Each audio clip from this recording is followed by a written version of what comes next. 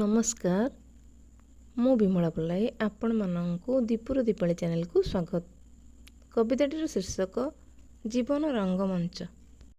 राति पाहिले सकाळ हुए सूरज उई आसे, सारा दुनिया रंगीन दिसे आखि झलसी आसे। समय क्रमे सूरज देव जाती जेबे बुड़ी, पक्षी फेरई नीड़कु तार आकाशे उड़ी उड़ी। घनेई आसे राति अंधार चंद्र आकाशे दिसे, तारा मेଳରେ पुनेई चांद आहा कि तोरा दिसे।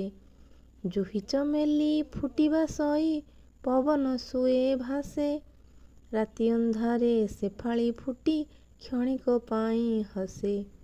क्षणिक आयु जीवन तार सकाळु पड़े झड़ी, तपन तेज पाइब काहू भूमि रे जाए पड़ी।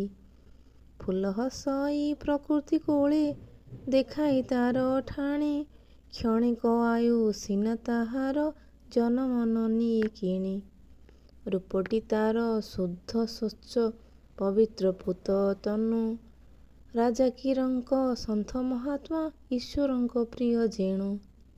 विश्वस्रष्टांक सृष्टि रे श्रेष्ठ मनीष जन्म नेई, स्वार्थ गर्व लोभ दंभरे काल मो काटू थाई।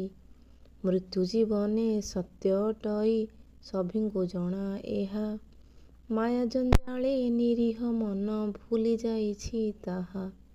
जीवनर ए रंगमंचरे सभी कलाकार, भल कामटे करिले सिना रहिब काल काल, रहिब काल काल।